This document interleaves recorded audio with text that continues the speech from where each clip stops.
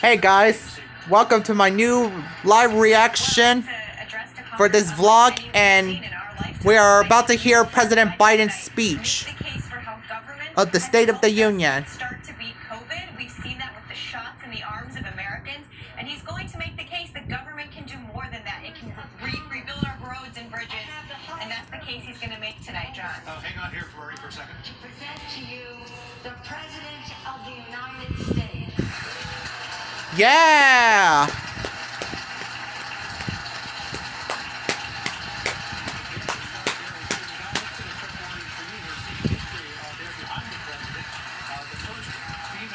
Vice President, along with the female Speaker of the House. Thank you. Good to be back. Dang, it's good to be back at the Capitol, Biden. Mitch and Chuck will understand it's good to be almost home. Down the hall. Anyway, thank you all, Madam Speaker, Madam Vice President. Yeah! Kamala Harris! No president has ever said those words from this podium. No president's ever said those words. And it's about time. Yeah! Dang, it's about to be time.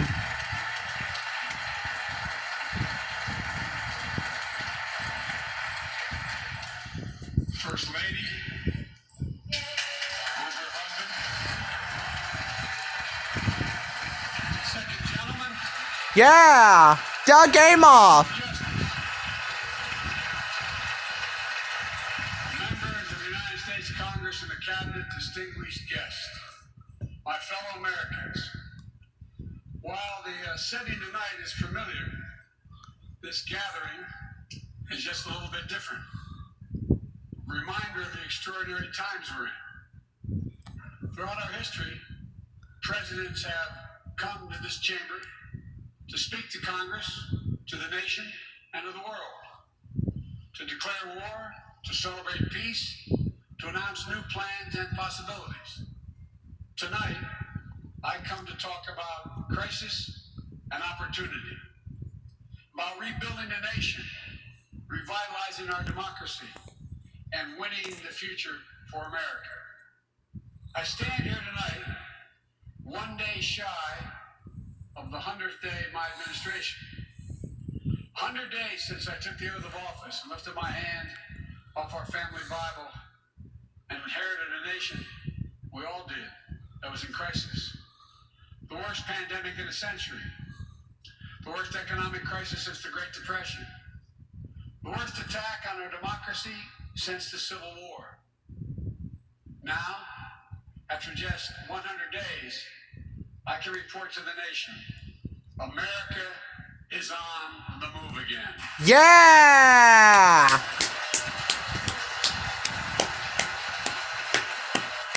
We did go forwards! Turning peril into possibility, crisis to opportunity, setbacks into strength. We all know life can knock us down, but in America, we never, ever stay down. Americans always get up. Today, that's what we're doing. America's rising anew, choosing hope over fear, truth over lies, and light over darkness. After 100 days of rescue and renewal, America's ready for a takeoff, in my view. We're working again, dreaming again, discovering again, and leading the world again. We have shown each other and the world that there's no quit in America. None. 100 days ago, America's house was on fire. We had to act. And thanks to the extraordinary leadership of Speaker Pelosi, Majority Leader Schumer, and the overwhelming support of the American people, Democrats, Independents, and Republicans, we did act. Together we passed the American Rescue Plan, one of the most consequential rescue packages in American history. We're already seeing the results. Yeah! We're already seeing the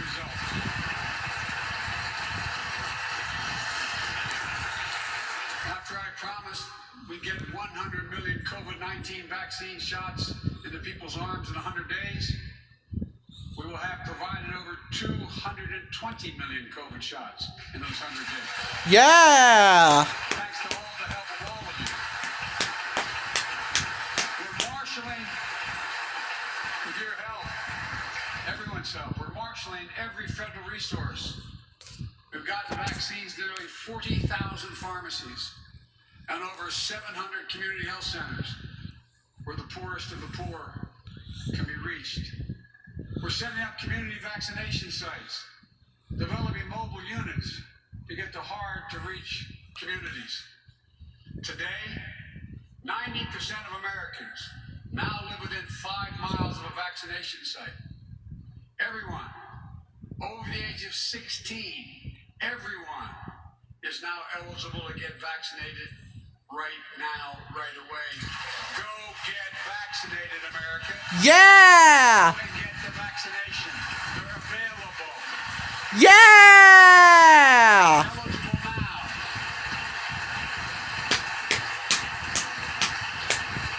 I hope that is the cure. January 20th, less than 1% of the seniors in America are fully vaccinated against COVID-19. 100 days later, 70% of seniors in America over 65 are protected, fully protected. Senior deaths from COVID-19 are down 80% since January. Down 80% because of all of you. And more than half of all the adults in America have gotten at least one shot. A mass vaccination center in Glendale, Arizona. I asked the nurse, I said, what's it like? She looked at me and she said, it's like every shot is giving a dose of hope. That's her phrase, a dose of hope. A dose of hope for an educator in Florida was a child suffering from an autoimmune disease. Wrote to me, said she's worried and she was worried about bringing the virus home. She said she then got vaccinated at a large site in her car. She said she sat in her car when she got vaccinated and just cried. Cried out of joy and cried out of relief. Parents, seeing the smiles on their kids' faces for those who are able to go back to school because the teachers and school bus drivers and cafeteria workers have been vaccinated. Grandparents hugging their children and grandchildren instead of pressing hands against a window to say goodbye. It means everything. Those things mean everything. You know, there's still, you all know it, you know it better than any group of Americans. There's still more work to do to beat this virus. We can't let our guard down. But tonight, I can say, because of you, the American people, our progress these past 100 days against one of the worst pandemics in history has been one of the greatest logistical achievements this country's ever seen. What else have we done in those first 100 days? We kept our commitment, Democrats and Republicans, of sending $1,400 rescue checks to 85% of American households. We've already sent more than 160 million checks out the door. It's making a difference. You all know when you go home. For many people, it's making all the difference in the world. A single mom in Texas who wrote me, she said she couldn't work. But she said the relief check put food on the table and saved her and her son from eviction from their apartment. A grandmother in Virginia who told me she immediately took her granddaughter to the eye doctor. Something she said she put off for months because she didn't have the money. One of the defining images, at least from my perspective in this crisis, has been cars lined up for miles. And not people just barely able to start those cars, nice cars, lined up for miles, waiting for a box of food to be put in their trunk. I don't know about you, but I didn't ever think I'd see that in America. And all of this is through no fault of their own. No fault of their own. these people are in this position. That's why the rescue plan is delivering food and nutrition assistance to millions of Americans facing hunger. And hunger is down sharply already. We're also providing rental assistance. You all know this. With the American people, I want to make sure they understand. Keeping people from being evicted from their homes. Providing loans to small businesses that reopen and keep their employees on the job. Because of Trump. In these 100 days, an additional 800,000 Americans enrolled in the Affordable Care Act when I established a special sign-up period to do that. 800,000 in that period. We're making one of the largest one-time ever investments ever in improving health care for veterans. Critical investments to address the opioid crisis. And maybe most importantly, thanks to the American Rescue Plan, we're on track to cut child poverty in America in half this year. Yeah.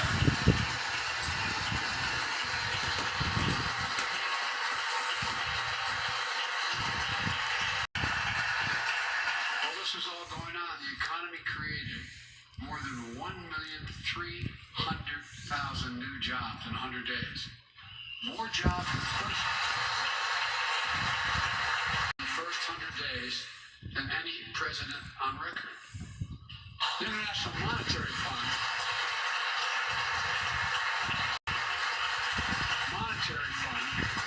is now estimating our economy will grow at a rate of more than 6% this year. That will be the fastest pace of economic growth in this country in nearly 4 decades. America's moving forward, but we can't stop now. We're in competition with China and other countries to win the 21st century. We're at a great inflection point in history. We have to do more than just build back better. We have to build back better. We have to compete more strenuously than we have. Throughout our history, you think about it, public investment in infrastructure has literally transformed America. Our attitudes as well as our opportunities. The Transcontinental Railroad, the interstate highways, united 2 oceans and brought a totally new age of progress to the United States of America. Universal public schools and college aid opened wide the doors of opportunity. Scientific breakthroughs took us to the moon. Now we're on Mars. Discovering vaccines gave us the internet and so much more. These are investments we made together as one country. And investments that only the government was in a position to make. Time and again, they propel us into the future. That's why I proposed the American Jobs Plan, a once-in-a-generation investment in America itself. This is the largest jobs plan since World War II. Creates jobs to upgrade our transportation infrastructure. Jobs modernizing our roads, bridges, highways. Jobs building ports and airports, rail corridors, transit lines. It's clean water. And today, up to 10 million homes in America and more than 400,000 schools and child care centers have pipes with lead in them, including drinking water. A clear and present danger to our children's health. I'm about to get back to school this August. Jobs replacing 100% of the nation's lead pipes and service lines. So every American. Yeah. Clean water.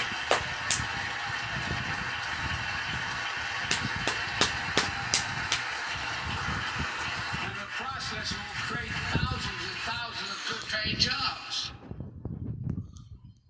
It creates jobs connecting every American with high-speed internet, including 35% of the rural America that still doesn't have it. This is going to help our kids and our businesses succeed in the 21st century economy. And I'm asking the Vice President to lead this effort, if she would. Yeah. Get done. Kamala. Creates jobs building a modern power grid. Our grids are vulnerable to storms, hacks, catastrophic failures with tight tragic results, as we saw in Texas and elsewhere during the winter storms. The American Jobs Plan will create jobs that lay thousands of miles of transmission lines needed to build a resilient and fully clean grid. We can do that. Look, the American Jobs Plan will help millions of people get back to their jobs and back to their careers. 2 million women have dropped out of the workforce during this pandemic. 2 million. And too often because they couldn't get the care they needed to care for their child or care for an elderly parent who needs help. 800,000 families are on the Medicare waiting list right now to get home care for their aging parent or loved one with disability. If you think it's not important, check out in your own district, Democrat or Republican. Democrat or Republican voters. Their great concern, almost as much as their children, is taking care of an elderly loved one who can't be left alone. Medicaid contemplated it, but this plan's going to help those families and create jobs for our caregivers with better wages and better benefits, continuing a cycle of growth. For too long, we've failed to use the most important word when it comes to meeting the climate crisis. Jobs. Jobs. Yeah.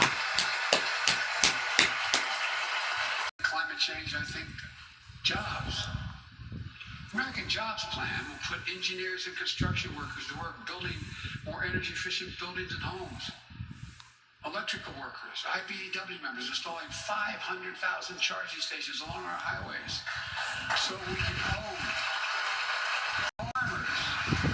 Farmers planting cover crops so they can reduce the carbon dioxide in the air and get paid for doing it. Look, think about it. There is simply no reason why the blades for wind turbines can't be built in Pittsburgh instead of Beijing. No reason. None. No reason. But folks,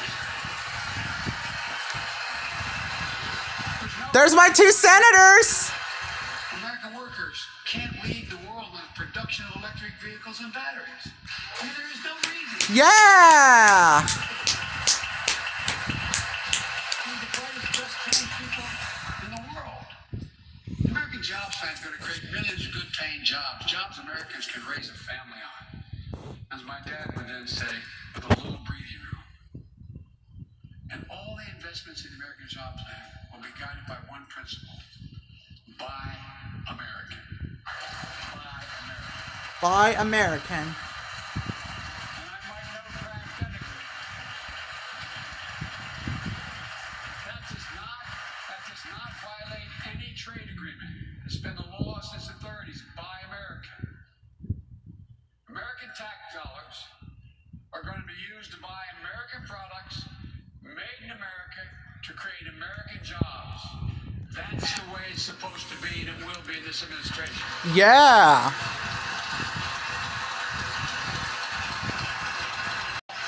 My cabinet people, their ability to give exemptions has been strenuously limited. It will be American products. Now I know some of you at home are wondering whether these jobs are for you. So many of you, so many of the folks I grew up with, feel left behind, forgotten. I think I could do live stream, everyone. I hope my camera is not going to be out of storage. Because you think about it, that's what people are most worried about. Can I fit in?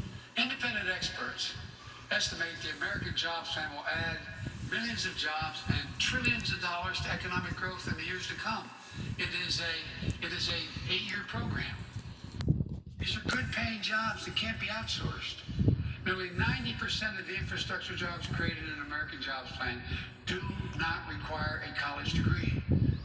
75% don't require an associate's degree.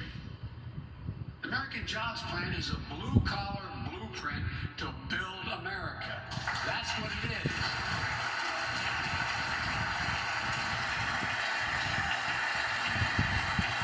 And it recognizes something I've always said in this chamber and the other. Good guys and women on Wall Street, but Wall Street didn't build this country. The middle class built the country, and unions built the middle class. Yeah. So that's why I'm calling on Congress to pass Protect the Right to Organize Act, the PRO Act, and send it to my desk so we can support the right to unionize. There's Bernie Sanders. By the way, while you're thinking about sending things to my desk, let's raise the minimum wage to $15. Yeah. No one working 40 hours a week. No one working 40 hours a week should live below the poverty line. We need to ensure greater equity and opportunity for women. And while we're doing this, let's get the Paycheck Fairness Act to my desk as well. Yeah. Much too long. If you wonder whether it's too long, look behind you. And finally, American Jobs Plan will be the biggest increase in non-defense research and development on record. We'll see more technological change. And some of you know more about this than I do. We'll see more technological change in the next 10 years than we saw in the last 50. That's how rapidly artificial intelligence and so much more is changing. And we're falling behind the competition with the rest of the world. Decades ago, we used to invest 2% of our gross domestic product in America. 2% of our gross domestic product in research and development. Today, Mr. Secretary, that's less than 1%. China and other countries are closing in fast. We have to develop and dominate the products and technologies of the future. Advanced batteries, biotechnology, computer chips, clean energy. The Secretary of Defense can tell you, and those of you who work on national security issues know, the Defense Department has an agency called DARPA, the Defense Advanced Research Project Agency. The people who set up before I came here, and that's been a long time ago, to develop breakthroughs that enhance our national security. That's their only job. And it's a semi-separate agency. It's under the Defense Department. It's led to everything from the discovery of the internet to GPS and so much more that's enhanced our security. The National Institute of Health, NIH, I believe, should create a similar advanced research projects agency for health. And that would, here's what it would do. It would have a singular purpose: to develop breakthroughs to prevent, detect, and treat diseases like Alzheimer's, diabetes, and cancer. I'll still never forget when we passed the cancer proposal last year as vice president. Bo Biden. Almost $9 million going to NIH. They've excused the point of personal privilege. Never forget you stand and mention saying, name it after my deceased son. It meant a lot. But so many of us have deceased sons, daughters, and relatives died of cancer. I can think of no more worthy investment. I know of nothing that is more bipartisan. So let's end cancer as we know it. It's within our power. It's within our power to do it. Yeah.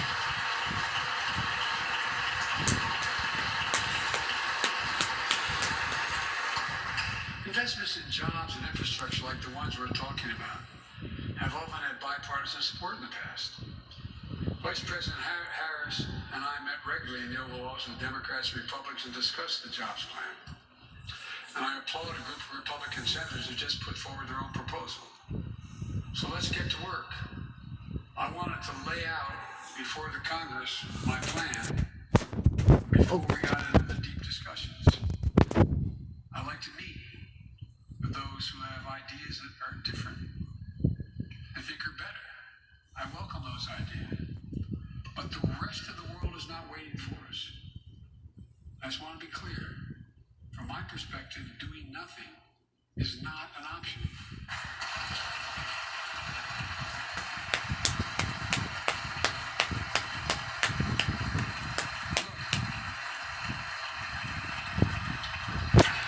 We can't be so busy competing with one another that we forget the competition that we have with the rest of the world to win the 21st century.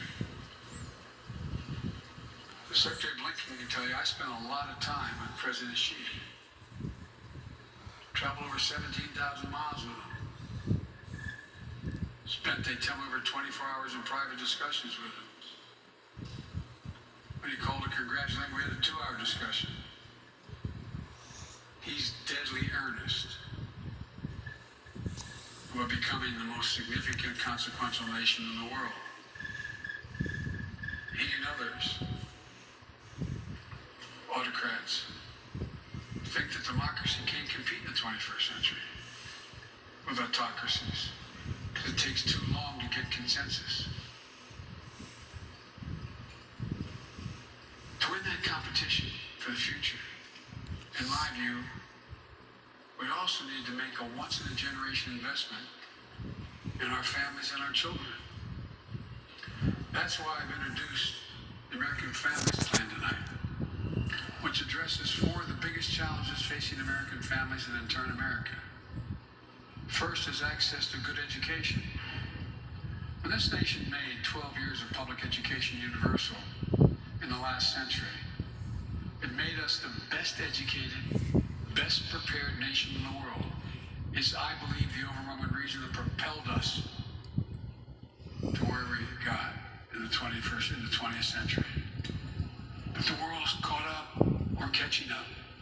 They're not waiting. I would say parenthetically, if we were sitting down, we've set a bipartisan committee together and said, okay, we're going to decide what we do in terms of government providing for free education. I wonder whether we'd think, as we did in the 20th century, that 12 years is enough in the 21st century. I doubt it. 12 years is no longer enough today to compete with the rest of the world in the 21st century. That's why my American Families Plan guarantees 4 additional years of public education for every person in America, starting as early as we can. The great universities in this country have conducted studies for the last 10 years. It shows that adding 2 years of universal high-quality preschool for every 3-year-old and 4-year-old, no matter what background they come from, puts them in a position to be able to compete all the way through 12 years and increases exponentially their prospect of graduating and going on beyond graduation. The research shows when a young child goes to school, not daycare, they're far more likely to graduate from high school and go to college or something after high school. When you add 2 years of free community college on top of that, you begin to change the dynamic. We can do that. I'm gonna do a live stream right now. And we'll increase Pell Grants and invest in historical black colleges, universities, tribal colleges, minority-serving institutions. The reason is they don't have the endowments. But their students are just as capable of learning about cybersecurity, just as capable of learning about metallurgy, all the things that are going on that provide those jobs in the future. Jill is a community college professor who teaches today as First Lady. She's long said, Yeah, Jill. she's long